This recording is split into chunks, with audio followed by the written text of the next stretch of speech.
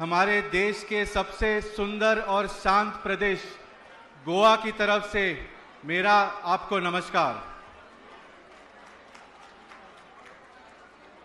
आज बहुत खुशी का दिन है। हमारी पार्टी और हमारी पार्टी के कट्टर ईमानदार नेता एक अग्नि परीक्षा से निकले, सत्य की जीत हुई है। आप सबको पता है कि ये तथाकथित शराब घोटाला जो एक फेक केस बना था, उसका कनेक्शन गोवा से भी करने की कोशिश की गई थी।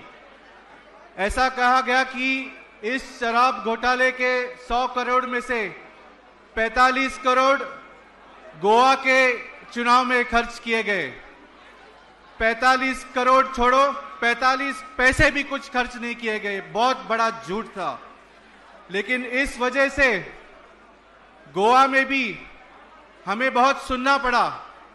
जो इन्होंने गंदा प्रचार किया इस फेक घोटाले का, हमें बहुत सुनना पड़ा था। हमें भी बहुत शर्मिंदा करने की कोशिश की गई।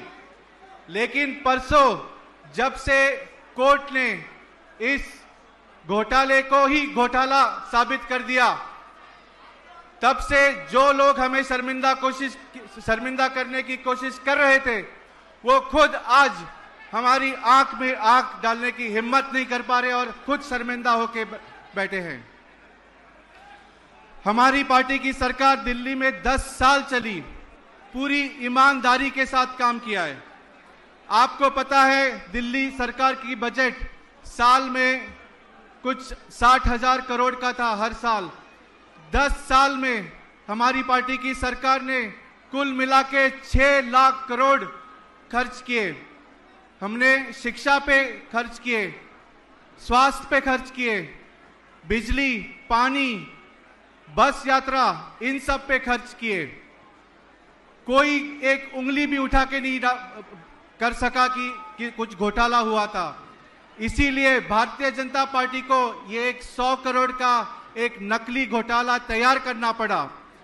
लेकिन हमारी सरकार ने इतनी ईमानदारी से काम किया था कि इनका आरोप भी 6 लाख करोड़ खर्च करने के बाद भी इनका आरोप भी सिर्फ 100 करोड़ का वो बना पाए।